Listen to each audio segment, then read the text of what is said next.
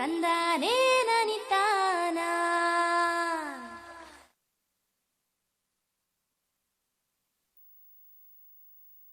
ಇತ್ತೋಗೋ ಮತ್ತೆ ಹೇಳು. ಸಾಕು. ಯಾಕೆ ಏನಯ್ಯ ಇಷ್ಟೇ ರಾಸಾಯನಿಕ ಗೊಬ್ಬರ ಸಾಕ ಬೇಸಾಯ ಬಿಡ್ತಿದ್ದೀಯಾ? ಬೇಸಾಯ ಅಲ್ಲ, ದಡ್ಡತನಾನ. ಮಣ್ಣಿನ ಪರೀಕ್ಷಣೆ ಮಾಡಿಸ್ದೆ. ಇನ್ನಂತೂ ಅಣ್ಣ ಅವ್ರೆ, ಎಷ್ಟು ಬೇಕೋ ಅಷ್ಟೇ ಗೊಬ್ಬರ ಹೊಲಕ್ ಹಾಕ್ತೀನಿ. ರೈತ ಬಾಂಧವರೇ, ಇಂದೇ ನಿಮ್ಮ ಜಿಲ್ಲೆಯ ಸಮೀಪದ ಮಣ್ಣು ಪರೀಕ್ಷಾ ಪ್ರಯೋಗಶಾಲೆಯಲ್ಲಿ ಮಣ್ಣಿನ ಪರೀಕ್ಷಣೆಯನ್ನು ಖಂಡಿತ ಮಾಡಿಸಿ ಮತ್ತು ಮಣ್ಣಿನಲ್ಲಿನ ಪೋಷಕಾಂಶ, ಆರ್ದ್ರತೆ ಮತ್ತು ಗಿಡದ ಬೆಳವಣಿಗೆ ಅನುಸಾರ ಎಷ್ಟು ಬೇಕೋ ಅಷ್ಟೇ ಪೋಷಕಾಂಶ ಹಾಕಿ. ಇದಲ್ಲದೆ ಮಣ್ಣಿನಲ್ಲಿ ಗಂಧಕ, ಸತುವು, ಬೋರಾನ್ ನಂತಹ ಸೂಕ್ಷ್ಮ ಪೋಷಕಾಂಶಗಳನ್ನು ಪರೀಕ್ಷಿಸಲು ಮರೆಯದಿರಿ. ರಾಸಾಯನಿಕ ಮತ್ತು ಜೈವಿಕ ಗೊಬ್ಬರದ ಸರಿಯಾದ ಬಳಕೆಯಿಂದ ಭೂಮಿಯ ಫಲವತ್ತತೆ ಕಾಪಾಡಿ, ಉತ್ಪಾದನೆ ಹೆಚ್ಚಿಸಿ, ಖರ್ಚು ಕಡಿಮೆ ಮಾಡಿ ಮತ್ತು ಅಮೂಲ್ಯವಾದ ವಿದೇಶಿ ವಿನಿಮಯವನ್ನು ಉಳಿಸಲು ಸಹಯೋಗ ನೀಡಿ. ಜೊತೆಗೆ ನಿಧಾನವಾಗಿ ನೈಟ್ರೋಜನ್ ಅನ್ನು ಒದಗಿಸುವ ಗೊಬ್ಬರಗಳು ಅಂದರೆ ಬೇವು ಲೇಪಿಸಿದ ಯೂರಿಯಾಗೆ ಆದ್ಯತೆ ಕೊಡಿ ಮತ್ತು ಯೂರಿಯಾವನ್ನು ಎಲೆಗಳ ಮೇಲೆ ಸಿಂಪಡಿಸಿ. ಅರೆ ವಾ, ನೀನಂತೂ ನಿಜವಾಗ್ಲೂ ಜಾಣಾಗಿಬಿಟ್ಟೆ. ಹೆಚ್ಚಿನ ಮಾಹಿತಿಗಾಗಿ ಸಂಪರ್ಕಿಸಿ ಸಮೀಪದ ಕೃಷಿ ಅಧಿಕಾರಿ ಅಥವಾ ರೈತರ ಕಾಲ್ ಸೆಂಟರ್.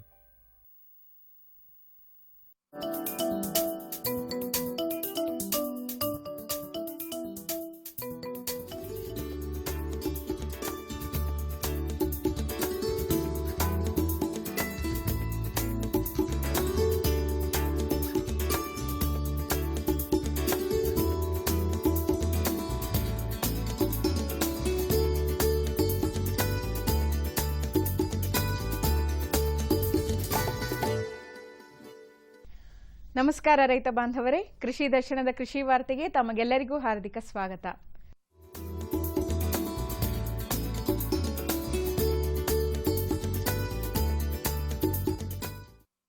ಶೇಂಗಾ ನಮ್ಮ ರಾಜ್ಯದ ಪ್ರಮುಖ ಎಣ್ಣೆಕಾಳಿನ ಬೆಳೆ. ಶೇಂಗಾ ಬೆಳೆ ಬಿತ್ತನೆ ಮಾಡಿದ 30 ರಿಂದ 35 ದಿನಗಳವರೆಗೆ ಬೆಳೆಯನ್ನು ಬೀಜ ಕೊಳೆ ರೋಗ, ಸಸಿ ಕೊಳೆ ರೋಗ, ಬೇರು ಕೊಳೆ ರೋಗ ಹಾಗೂ ಬುಡ ಕೊಳೆ ರೋಗಗಳು ಬಾಧಿಸುತ್ತವೆ. ಬೀಜೋಪಚಾರ ಮಾಡಿ ಬಿತ್ತನೆ ಕೈಗೊಳ್ಳುವುದರಿಂದ ಈ ರೋಗಗಳಿಂದ ಶೇಂಗಾ ಬೆಳೆಯನ್ನು ದೂರವಿಡಬಹುದು ಎನ್ನುತ್ತಾರೆ ತಜ್ಞರು.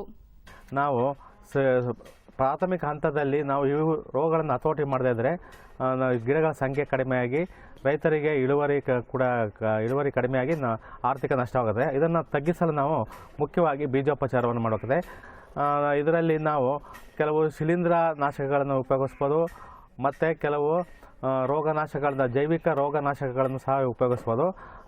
ಪ್ರಾರಂಭಿಕ ಹಂತದಲ್ಲಿ ನಾವು ಜೈವಿಕ ರೋಗನಾಶಕಗಳಾದ ಟ್ರೈಕೋಡರ್ಮ ಇದನ್ನು ಪ್ರತಿ ಕೆಜಿ ಬೀಜಕ್ಕೆ 4 ಗ್ರಾಮ್ ನಂತರ 4 ಗ್ರಾಮ್ ಪ್ರಮಾಣದಲ್ಲಿ ಲೇಪನ ಮಾಡಿ ಬಿತ್ತಬೇಕು.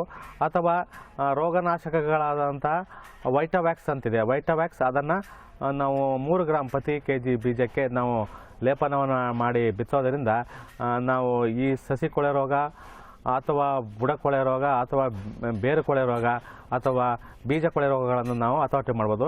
ಈ ಬೀಜ ಕೊಳೆ ರೋಗ ಅಥವಾ ಸಸಿ ಕೊಳೆ ರೋಗ ಕೆಲವು ಶಿಲೀಂಧ್ರಗಳಿಂದ ಬರ್ತವೆ, ಕೆಲವು ಬೀಜದಿಂದ ಪ್ರಸಾರವಾಗ್ತವೆ, ಕೆಲವು ಭೂಮಿಯಿಂದ ಪ್ರಸಾರವಾಗ್ತವೆ. ಅದಕ್ಕೋಸ್ಕರ ನಾವು ಬೀಜೋಪಚಾರ ಅತ್ಯಂತ ಮುಖ್ಯವಾದದ್ದು ಶೇಂಗಾದಲ್ಲಿ.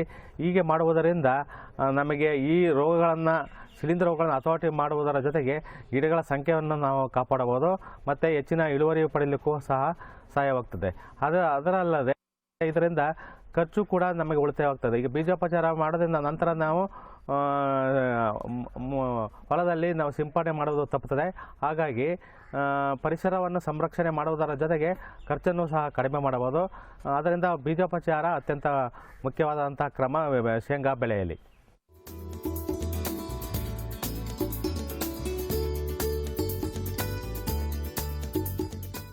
ಶಿರಾ ತಾಲೂಕು ಕುಂಬಾರಹಳ್ಳಿಯ ಪ್ರಗತಿಪರ ಕೃಷಿಕ ಮಹಿಳೆ ಜುಂಜಮ್ಮ ಅವರು ತಮ್ಮ 3 ಎಕರೆ 10 ಗುಂಟೆ ಪ್ರದೇಶದಲ್ಲಿ ಮಿಶ್ರ ಬೆಳೆಗಳನ್ನು ಬೆಳೆಯುತ್ತಿದ್ದಾರೆ.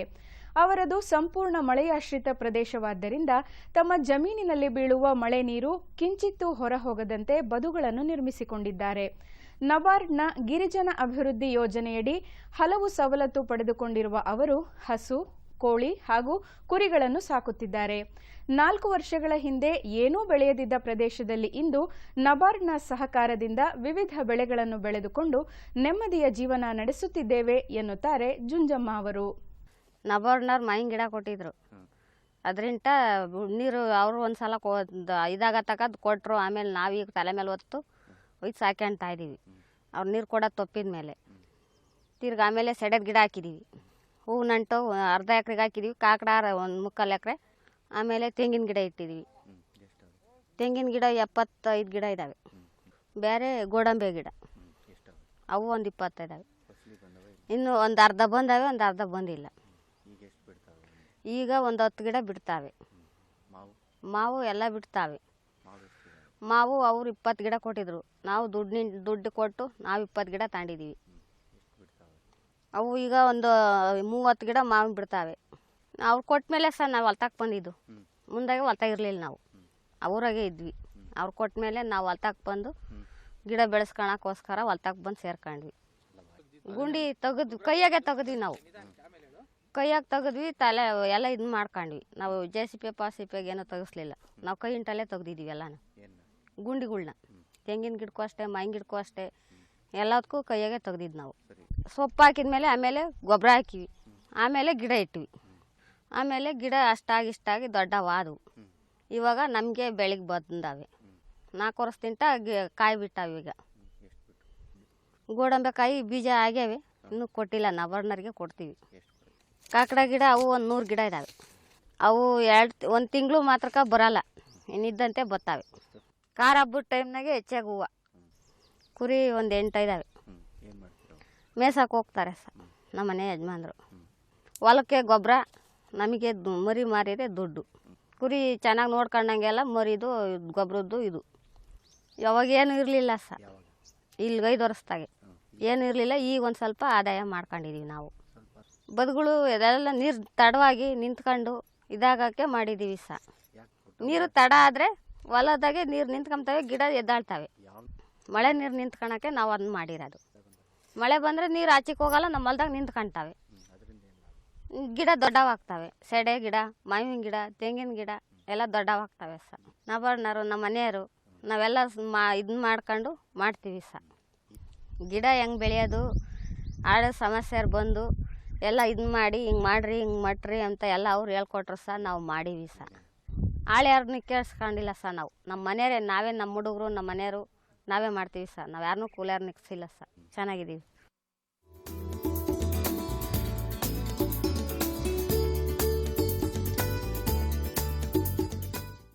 ರೈತ ಬಾಂಧವರೇ, ದಯವಿಟ್ಟು ಗಮನಿಸಿ.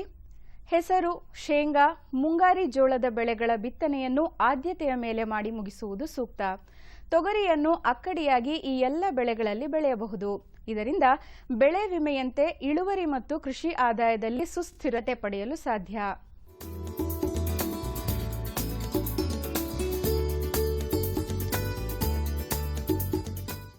ರಾಜ್ಯದ ಕರಾವಳಿಯ ಎಲ್ಲ ಜಿಲ್ಲೆಗಳಲ್ಲಿ ಮತ್ತು ಉತ್ತರ ಒಳನಾಡಿನ ಬೆಳಗಾವಿ, ಬೀದರ್, ಹಾವೇರಿ, ಯಾದಗಿರಿ ಜಿಲ್ಲೆಗಳಲ್ಲಿ ಮತ್ತು ದಕ್ಷಿಣ ಒಳನಾಡಿನ ಚಿಕ್ಕಮಗಳೂರು, ಹಾಸನ, ಕೊಡಗು, ಶಿವಮೊಗ್ಗ ಜಿಲ್ಲೆಗಳಲ್ಲಿ ಅತಿ ಭಾರೀ ಮಳೆಯಾಗಲಿದೆ. ಉತ್ತರ ಒಳನಾಡಿನ ಧಾರವಾಡ ಹಾಗೂ ಕಲಬುರಗಿ ಜಿಲ್ಲೆಗಳಲ್ಲಿ ಭಾರೀ ಮಳೆಯಾಗುವ ಸಾಧ್ಯತೆ ಇದೆ ಎಂದು ಭಾರತೀಯ ಹವಾಮಾನ ಇಲಾಖೆ ವರದಿ ಮಾಡಿದೆ.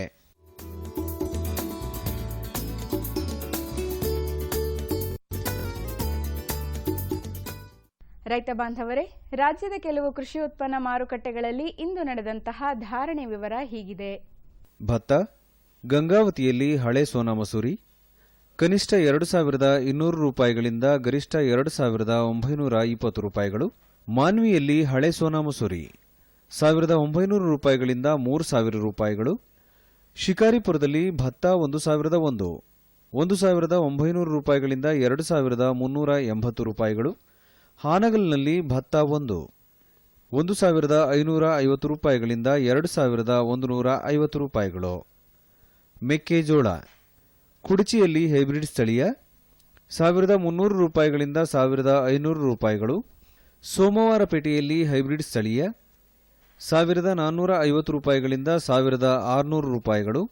ಹಾನಗಲ್ನಲ್ಲಿ ಸ್ಥಳೀಯ 1,500 ರೂಪಾಯಿಗಳಿಂದ 1,570 ರೂಪಾಯಿಗಳು. ಹೊಳಲ್ಕೆರೆಯಲ್ಲಿ ಹಳದಿ 1,550 ರೂಪಾಯಿಗಳಿಂದ 1,570 ರೂಪಾಯಿಗಳು. ಹಸಿ ಶುಂಠಿ ತರೀಕೆರೆಯಲ್ಲಿ 700 ರೂಪಾಯಿಗಳಿಂದ 800 ರೂಪಾಯಿಗಳು. ನಂಜನಗೂಡಿನಲ್ಲಿ 1,000 ರೂಪಾಯಿಗಳು. ಶಿಕಾರಿಪುರದಲ್ಲಿ 900 ರೂಪಾಯಿಗಳಿಂದ 1,000 ರೂಪಾಯಿಗಳು. ಶ್ರೀರಂಗಪಟ್ಟಣದಲ್ಲಿ 1,200 ರೂಪಾಯಿಗಳು. ಕ್ಯಾರೆಟ್ ಕೋಲಾರದಲ್ಲಿ 5,000 ರೂಪಾಯಿಗಳಿಂದ 6,000 ರೂಪಾಯಿಗಳು. ರಾಮನಗರದಲ್ಲಿ 5,000 ರೂಪಾಯಿಗಳಿಂದ 7,000 ರೂಪಾಯಿಗಳು. ಹೊನ್ನಾಳಿಯಲ್ಲಿ 900 ರೂಪಾಯಿಗಳು. ರೈತ ಬಾಂಧವರೇ, ಪ್ರತಿದಿನ ಸೋಮವಾರದಿಂದ ಶುಕ್ರವಾರದವರೆಗೆ ಸಂಜೆ 5:30 ಕೃಷಿ ವಾರ್ತೆ. ಇನ್ನು ಮುಂದೆ ಕೃಷಿ ದರ್ಶನ ಮುಂದುವರಿಯುವುದು.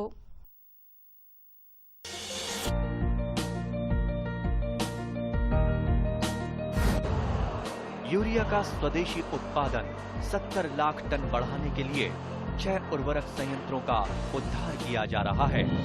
FCIL के गोरखपुर, सिंदरी, तलचर और रामागुंडम संयंत्र, HFCL की बरौनी इकाई और BVFCL की नामरू फोर्थ। सोने पर सुहागा ये है कि देश में अब बनेगा सिर्फ नीम लेपित यूरिया, क्योंकि इससे होगा किसानों का फायदा ही फायदा। अनाज का उत्पादन 10% तक बढ़ेगा। बढ़ेगी 10 से 15% नाइट्रोजन क्षमता।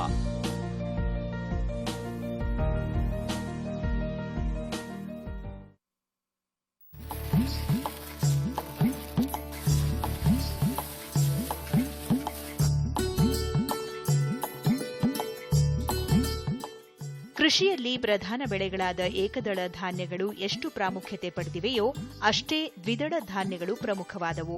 ಅದರಲ್ಲೂ ಬಹುಬೇಗ ಕಟಾವಿಗೆ ಬರುವ ದ್ವಿದಳ ಧಾನ್ಯ ಬೆಳೆಗಳನ್ನು 2 ರಿಂದ 3 ಬೆಳೆ ಬೆಳೆಯಬಹುದಾಗಿದೆ.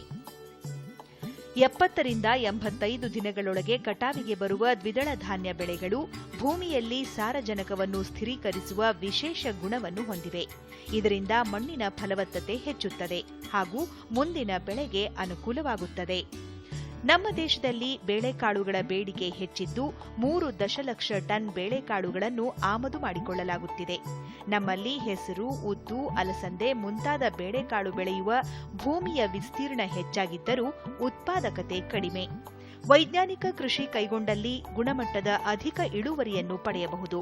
ಇದಕ್ಕಾಗಿ ರೋಗ ಕೀಟಗಳನ್ನು ನಿಯಂತ್ರಿಸಲು ಬೀಜೋಪಚಾರ ಮಾಡಿ ಬಿತ್ತುವುದು ಅವಶ್ಯಕ.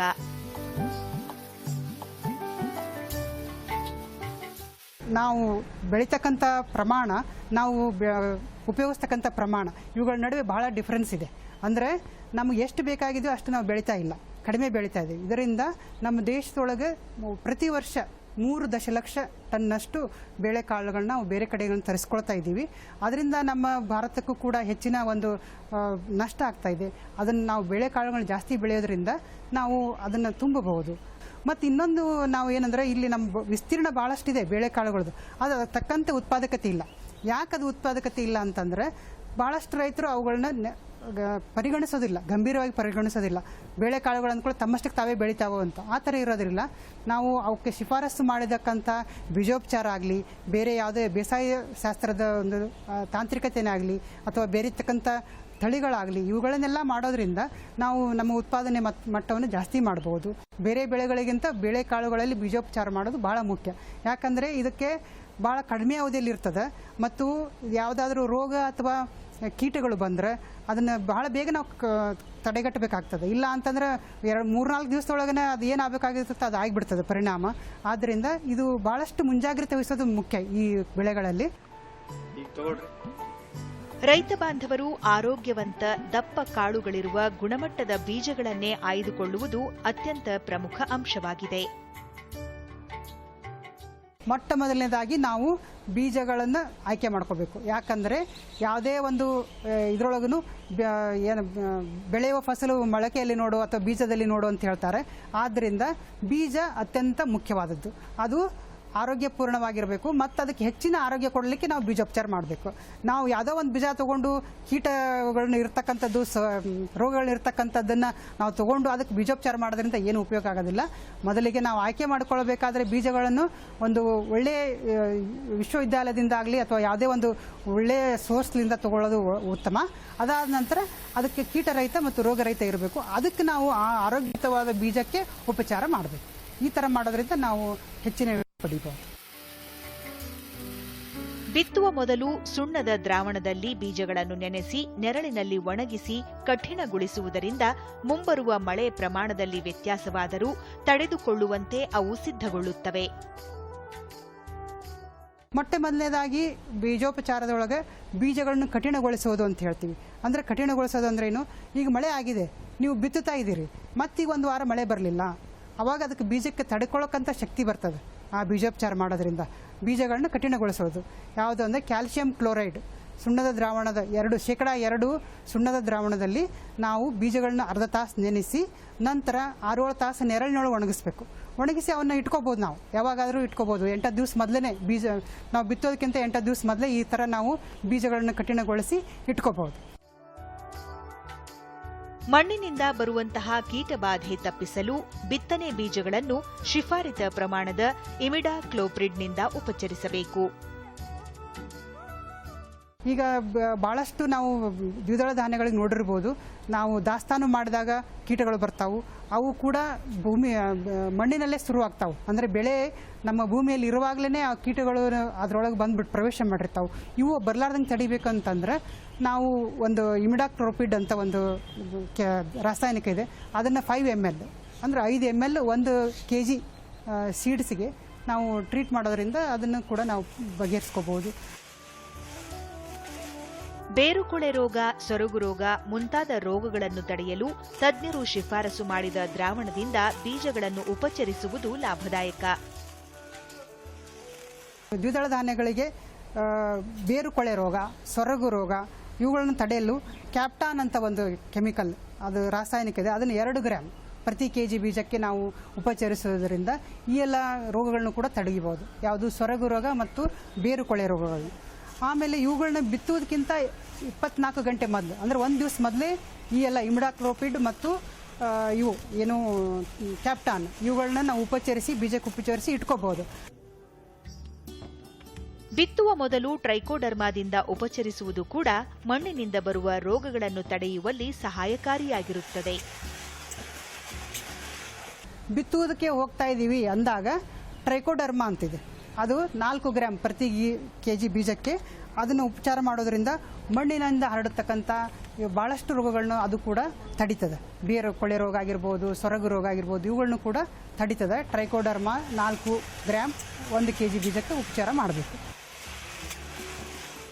ಬಿತ್ತುವ ಅರ್ಧ ಗಂಟೆ ಮೊದಲು ರೈಜೋಬಿಯಂ ಮತ್ತು ಪಿಎಸ್ಪಿಯಿಂದ ಉಪಚರಿಸುವುದರಿಂದ ಸಾರಜನಕ ಸ್ಥಿರೀಕರಣ ಪ್ರಮಾಣ ಹೆಚ್ಚುತ್ತದೆ. ಇದರಿಂದ ಬೆಳೆಗೆ ಉಪಯುಕ್ತವಾದ ಅಣುಜೀವಿಗಳು ವೃದ್ಧಿಸಿ ಬೆಳೆಗೆ ಅನುಕೂಲ ಕಲ್ಪಿಸುತ್ತವೆ. ನಾವು ಬೀಜಗಳನ್ನ ತಗೊಂಡೋಗಿ ಅಲ್ಲೇ ಇಡ್ತೀವಿ, ಬಂಡ ಮೇಲೆ ಭೂಮಿ ನಾವೆಲ್ಲಿ ಬಿತ್ತಬೇಕಂತ ಮಾಡಿರ್ತೀವಿ ಅಲ್ಲಿ ಇಡ್ತೀವಿ. ಅಲ್ಲಿ ಆ ಸಮಯದಲ್ಲಿ ಬಿತ್ತೋದಕ್ಕಿಂತ ಮೊದಲು ಒಂದು 20 ಅಥವಾ 30 ನಿಮಿಷ ಮೊದಲು ರೈಜೋಬಿಯಂ ಅಣುಜೀವಿ ಮತ್ತು PSB ಅಂತಕ್ಕಂಥ ಅಣುಜೀವಿಗಳು ಇವೆರಡು ಬಹಳ ಮುಖ್ಯವಾದವು. ಅಂದರೆ ರೈಜೋಬಿಯಂ ಏನಿದೆ ನಿಮಗೆಲ್ಲ ಭಾಳಷ್ಟು ಜನಕ್ಕೆ ಗೊತ್ತಿದೆ ಈಗಾಗಲೇ, ಸಾರಜನಕವನ್ನು ಸ್ಥಿರೀಕರಿಸುವ ಒಂದು ಶಕ್ತಿ ಇದೆ ಅದರಲ್ಲಿ. ಅದು ಬೇರುಗಳ ಗಂಟುಗಳನ್ನ ಜಾಸ್ತಿ ಮಾಡ್ತದೆ ದ್ವಿದಳ ಧಾನ್ಯಗಳಲ್ಲಿ. ಮತ್ತು ಸುಮಾರು 40ರಿಂದ 100 kgಯಷ್ಟು ಸಾರಜನಕವನ್ನು ಭೂಮಿಯೊಳಗೆ ಬರತಕ್ಕಂಥ ಮಾಡ್ತದೆ. ಅಂದರೆ ವಾತಾವರಣದಲ್ಲಿರುವ ಸಾರಜನಕವನ್ನು ಸ್ಥಿರೀಕರಿಸಿ ಅದು ಭೂಮಿ ಮೇಲೆ ನಿಂದಿರುವಂಗೆ ಮಾಡ್ತದೆ. ವಾತಾವರಣದಾಗ ಏನಿರ್ತದೆ, ಅನಿಲ ರೂಪದಲ್ಲಿರ್ತದೆ ಸಾರಜನಕ. ಅದನ್ನು ಬೆಳೆಗಳಿಗೆ ಬೇಕಾದ ರೂಪದಲ್ಲಿ ಅದು ಹಿಡಿದಿಟ್ಟುಕೊಳ್ಳುವಂತೆ ಮಾಡ್ತದೆ ಮತ್ತು ಭೂಮಿಯೊಳಗೆ ಅದನ್ನು ಸೇರಿಸ್ತದೆ. ಇದರಿಂದ ಏನಾಗ್ತದೆ, ಆ ದ್ವಿದಳ ಧಾನ್ಯಕ್ಕೂ ಉಪಯೋಗ ಆಗ್ತದೆ ಮತ್ತು ಅದರ ನಂತರ ಮುಂದಿನ ಬೆಳೆ ಬೆಳಿತೀವಲ್ಲ ಅದಕ್ಕೂ ಕೂಡ ಇದು ಒಂದು ಉಪಯೋಗ ಆಗ್ತದೆ. ಮತ್ತು ಇವು ಭಾಳಷ್ಟು ಸಾರಜನಕವನ್ನು ಭೂಮಿಯೊಳಗೆ ಸ್ಥಿರೀಕರಿಸೋದ್ರಿಂದ ಬೇರೆ ಅಣುಜೀವಿಗಳು, ಅಂದರೆ ಈಗ ಯಾವುದೇ ಒಂದು ಅಣುಜೀವಿ ನಮ್ಮ ಬೆಳೆಗೆ ಉಪಯೋಗ ಆಗುವಂಥ ಅಣುಜೀವಿಗಳು ಕೂಡ ಅವುಗಳು ಕೂಡ ಸಮೃದ್ಧ ಆಗ್ತಾವೆ. ಇದರಿಂದ ಏನಾಗ್ತದೆ, ಭೂಮಿಯ ಭೌತಿಕ ಗುಣಮಟ್ಟ ಮತ್ತು ಬಯೋಲಾಜಿಕಲ್ ಕ್ಯಾರೆಕ್ಟರ್ ಅಂತ ಹೇಳ್ತೀವಿ ನಾವು, ಅದು ಕೂಡ ಉತ್ತಮ ಆಗ್ತದೆ. ಇದರಿಂದ ಭೂಮಿ ಫಲವತ್ತತೆ ಆಗ್ತದೆ. ಇವೆರಡನ್ನು ನಾವು ಬಿತ್ತುವುದಕ್ಕಿಂತ ಮೊದಲು ಅಲ್ಲೇ ಭೂಮಿಯ ಪಕ್ಕದಲ್ಲೇ ನಿಂತ್ಕೊಂಡು ಒಂದಿಷ್ಟು ನೀರು ಚಿಮುಕಿಸಿ 1 kg ಬೀಜಕ್ಕೆ 42 ಗ್ರಾಮ್ ರೈಜೋಬಿಯಮ್ ಮತ್ತು 42 ಗ್ರಾಮ್ PSP ಅಣುಜೀವಿಗಳನ್ನು ಕೈಯಿಂದ ಬೀಜಗಳಿಗೆ ಸಿಂಪಡಿಸಿ ತಿಕ್ಕೋದ್ರಿಂದ ಅದು ಉಪಚರಿಸಿದಂತೆ ಆಗ್ತದೆ. ಇದಿಷ್ಟು ಮಾಡಿದರೆ ನಾವು ಬಹಳಷ್ಟು 50% ಕೆಲಸ ಮಾಡಿದಂಗೆ. ನಾವು ಏನು ನಮ್ಮ ದ್ವಿದಳ ಧಾನ್ಯಗಳಿಗೆ ಮಾಡಬೇಕಾದಂಥ ಮುಂಜಾಗ್ರತೆ ಕ್ರಮಗಳೊಳಗೆ ಇದು 50% ಇದು ತಗೊಂಡ್ಬಿಡ್ತದೆ. ಮುಂದೆ ಏನಾಗ್ತದೆ, ಬೆಳೆ ಬಂದಂಗೆ ಅವು ಏನು ಕೀಟಗಳು ಬರ್ತಾವೆ, ರೋಗಗಳು ಬರ್ತಾವೆ, ಅವುಗಳನ್ನ ಕೂಡ ಇಮಿಡಿಯೇಟಾಗಿ ಅಂದರೆ ಕಂಡ ಕೂಡಲೇ ನಾವು ಅವನ್ನ ಕಂಟ್ರೋಲ್ ಮಾಡೋದ್ರಿಂದ ಏನಾಗ್ತದೆ, ನಾವು ನಮ್ಗೆ ಬೇಕಾದಂಥ ಇಳುವರಿ ಮಟ್ಟವನ್ನು ಕಾಪಾಡಿಕೊಳ್ಬೋದು. ಇದರಿಂದ ನಾವು ನಮಗೆ ಏನು ಬೇಕಾಗಿದೆ ಉತ್ಪಾದಕತೆ ಅದನ್ನು ಕೂಡ ಹೆಚ್ಚಿಗೆ ಮಾಡ್ಕೋಬೋದು ಅಂತ ನಾನು ಹೇಳಲಿಕ್ಕೆ ಬಯಸ್ತೀನಿ. ರೈತ ಬಾಂಧವರು ಯಾವುದೇ ದ್ವಿದಳ ಧಾನ್ಯ ಬೆಳೆಯುವ ಮೊದಲು ಬೀಜೋಪಚಾರ ಮಾಡಿ ಬಿತ್ತನೆ ಕೈಗೊಂಡಲ್ಲಿ ಗುಣಮಟ್ಟದ ಅಧಿಕ ಇಳುವರಿಯನ್ನು ಪಡೆಯಬಹುದು.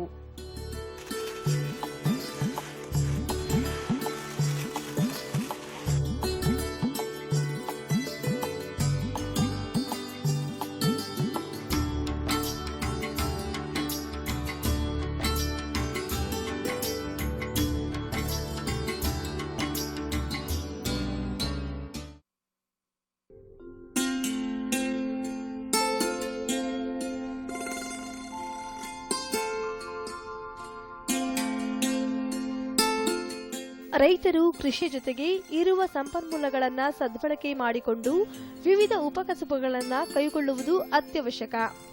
ಈ ಹಿನ್ನೆಲೆಯಲ್ಲಿ ಮೀನುಗಾರಿಕೆ ಕೂಡ ಒಂದು ಪ್ರಮುಖ ಉಪಕಸಬನ್ನಾಗಿ ರೈತರು ಕೈಗೊಳ್ಳುತ್ತಿದ್ದಾರೆ. ಅದರಲ್ಲೂ ಅಲಂಕಾರಿಕ ಮೀನುಮರಿಗಳ ಉತ್ಪಾದನೆಯಲ್ಲಿ ಹೆಚ್ಚು ಅವಕಾಶಗಳಿವೆ ಎನ್ನುತ್ತಾರೆ ತಜ್ಞರು. ನಮ್ಮ ರೈತರು ಅಥವಾ ಯಂತ್ರಪುಂಜರಂತ ಏನಿದ್ದಾರೆ ಅವರಲ್ಲಿರ್ತಕ್ಕಂಥ ನೀರು ಮತ್ತು ಕೊಳ ಮತ್ತು ನೆಲವನ್ನು ಸದ್ಬಳಕೆ ಮಾಡಿಕೊಂಡು ಅಲಂಕಾರಿಕ ಮೀನಿನ ಉತ್ಪಾದನೆಯನ್ನು ಮಾಡಬಹುದು. ಅದರಲ್ಲಿ ಮುಖ್ಯವಾಗಿ ಗೋಲ್ಡ್ ಫಿಶಸ್ ಅಂತ ಬರುತ್ತೆ, ಮೌಲೀಸ್ ಅಂತ ಬರುತ್ತೆ, ಮತ್ತು ಹೈ ವ್ಯಾಲ್ಯೂ ಫಿಶಸ್, ಹೆಚ್ಚು ಬೇಡಿಕೆ ಇರತಕ್ಕಂಥ ಮಾರ್ಕೆಟಲ್ಲಿ ಬೇಡಿಕೆ ಇರತಕ್ಕಂಥ ಮೀನುಗಳ ಉತ್ಪಾದನೆಯನ್ನು ಕೂಡ ಮಾಡಬಹುದು. ಅಲಂಕಾರಿಕ ಮೀನುಗಳನ್ನು ಸಾಕುವ ಸಲುವಾಗಿಯೇ ವಿವಿಧ ತಳಿಗಳು ಲಭ್ಯವಿವೆ. ಈ ಮೀನುಗಳನ್ನು ಸಾರ್ವಜನಿಕ ಸ್ಥಳಗಳಲ್ಲಿ, ಕಚೇರಿಗಳಲ್ಲಿ ಹಾಗೂ ಮನೆಗಳಲ್ಲಿ ಅಲಂಕಾರಕ್ಕಾಗಿ ಬಳಸುತ್ತಿರುವುದರಿಂದ ಇತ್ತೀಚೆಗೆ ತಾಲ್ಲೂಕು, ಜಿಲ್ಲೆ ಹಾಗೂ ರಾಜ್ಯ ಮಟ್ಟದಲ್ಲಿಯೂ ಬೇಡಿಕೆ ಹೆಚ್ಚಾಗಿದೆ. ಈ ಅಲಂಕಾರಿಕ ಮೀನು ಉತ್ಪಾದನೆಯನ್ನು ನಮ್ಮ ರಾಜ್ಯದಲ್ಲಿ ಕಡಿಮೆ ಮಾಡ್ತಿದ್ದಾರೆ. ಅದಕ್ಕೆ ಬೇಕಾದಂಥ ವೈಜ್ಞಾನಿಕ ಮಾಹಿತಿಯನ್ನು ನಮ್ಮಲ್ಲಿ ಪಡ್ಕೊಂಡು ರೈತರು ಸ್ವಂತ ಉದ್ಯಮವನ್ನು ಸ್ಟಾರ್ಟ್ ಮಾಡ್ಬೋದು. ಈ ಇರ್ತಕ್ಕಂಥ ಬೇಡಿಕೆ ಇಲ್ಲಿ ಎಲ್ಲ ಹಳ್ಳಿಗಳಲ್ಲಿ ಮತ್ತು ತಾಲೂಕು ಮಟ್ಟದಲ್ಲಿ, ಜಿಲ್ಲಾ ಮಟ್ಟದಲ್ಲಿ ಮತ್ತು ರಾಜ್ಯ ಮಟ್ಟದಲ್ಲಿ ಸಾಕಷ್ಟು ಬೇಡಿಕೆ ಇದೆ. ಈ ಅಲಂಕಾರಿಕ ಮೀನುಗಳನ್ನು ಮನೆಯ ಅಲಂಕಾರಕ್ಕೆ ಇಡ್ತಾರೆ, ಮತ್ತು ಪಬ್ಲಿಕ್ ಜಾಗದಲ್ಲಿ ಇಡ್ತಾರೆ, ಮತ್ತು ಆಫೀಸ್ಗಳಲ್ಲಿ ಒಳ್ಳೆ ಅಂದ ಚಂದ ಕಾಣಲಿಕ್ಕೆ ಬಳಸ್ತಾರೆ. ಮೂರನೇದಾಗಿ ನಮಗೆ ಏನಾದರೂ ಏರುಪೇರು, ಸಿಟ್ಟು, ಕೋಪಗಳನ್ನು ಶಾಂತ ಮಾಡ್ಕೊಳ್ಳೋಕ್ಕೆ ಕೂಡ ಅದು ಭಾಳ ಸಹಕಾರಿಯಾಗುತ್ತೆ. ಅದಕ್ಕಿಂತ ಹೆಚ್ಚಾಗಿ ಮಕ್ಕಳಿಗೆ ಈ ಮೀನುಗಳ ಹಾವ ಭಾವ ಮತ್ತು ಅದರ ಫೀಡಿಂಗ್ ಆ್ಯಂಡ್ ಬಿಹೇವಿಯರ್ ಬಗ್ಗೆ ಎಲ್ಲ ಮಕ್ಕಳಿಗೆ ಚೆನ್ನಾಗಿ ಮಾಹಿತಿ ಸಿಗುತ್ತೆ. ಹಾಗಾಗಿ ಕಣ್ಣಿಗೆ ಕಾಣ್ತಕ್ಕಂಥ, ಕಣ್ಣಿಗೆ ಮುದ ಕೊಡ್ತಕ್ಕಂಥ ಬಣ್ಣ ಬಣ್ಣದ ಮೀನುಗಳು ಮನೆಯಲ್ಲಿ ತಮ್ಮ ಅಕ್ವೇರಿಯಂಗಳಲ್ಲಿ ಓಡಾಡ್ತಿದ್ರೆ ಮನಸ್ಸಿಗೂ ಒಳ್ಳೆಯದು ಮತ್ತು ಮನೆಗೂ ಒಳ್ಳೆಯದು. ರಾಜ್ಯದಲ್ಲಿ ಸಣ್ಣ ಹಾಗೂ ದೊಡ್ಡ ಮಟ್ಟದಲ್ಲಿ ಈ ಅಲಂಕಾರಿಕ ಮೀನುಮರಿಗಳ ಉತ್ಪಾದನೆಯನ್ನು ಮಾಡುವ ರೈತರಿಗೆ ಬೆಂಗಳೂರಿನ ಹೆಸರುಘಟ್ಟದಲ್ಲಿರುವ ಮೀನುಗಾರಿಕೆ ಸಂಶೋಧನೆ ಮತ್ತು ಮಾಹಿತಿ ಕೇಂದ್ರದ ವಿಜ್ಞಾನಿಗಳು ವೈಜ್ಞಾನಿಕ ಮಾಹಿತಿ ನೀಡುತ್ತಿರುವುದರಿಂದ ರೈತರು ಇದರ ಸದುಪಯೋಗ ಪಡೆದುಕೊಳ್ಳಬಹುದಾಗಿದೆ. ನಮ್ಮ ರೈತರಾಗ್ಬೋದು ಅಥವಾ ನಮ್ಮ ಯಂತ್ರಪುನರಾಗಿರ್ಬೋದು ಇರತಕ್ಕಂಥ ಸಂಪನ್ಮೂಲಗಳನ್ನು ಸದ್ಬಳಕೆ ಮಾಡಿಕೊಂಡು ಸಣ್ಣ ಮಟ್ಟದಲ್ಲಿ ಕೂಡ ಉತ್ಪಾದನೆ ಮಾಡಬಹುದು. ಸಣ್ಣ ಮಟ್ಟದಲ್ಲಿ ಉತ್ಪಾದನೆ ಮಾಡಿದರೆ ತಾಲೂಕು ಮಟ್ಟದಲ್ಲಿ, ಜಿಲ್ಲಾ ಮಟ್ಟದಲ್ಲಿ ಈಗ ಆಲ್ರೆಡಿ ಸಾಕಷ್ಟು ಜನರಿಗೆ ಈ ಅಲಂಕಾರಿಕ ಮೀನುಗಳನ್ನ ಇಡುವ ಒಂದು ಪ್ರವೃತ್ತಿ ಬೆಳೆದಿದೆ. ಮತ್ತು ದೊಡ್ಡ ಮಟ್ಟದಲ್ಲಿ ಅಂತಂದರೆ ರಾಜ್ಯ ಮಟ್ಟ ಮತ್ತು ಎಕ್ಸ್ಪೋರ್ಟ್ ಮಟ್ಟದಲ್ಲೂ ಕೂಡ ಮಾಡಬಹುದು. ಹೊರದೇಶಗಳಿಗೆ ರಫ್ತು ಮಾಡುವುದಾದರೆ ಅದಕ್ಕಾದಂಥ ಕೆಲವು ವಿವಿಧ ತಳಿಗಳಿದ್ದಾವೆ. ಅಂಥ ತಳಿಗಳನ್ನು ಗುರುತಿಸಿ ಅಂಥ ತಳಿಗಳ ಬಗ್ಗೆ ಸ್ವಲ್ಪ ಮಾಹಿತಿಯನ್ನು ತೆಗೆದುಕೊಂಡು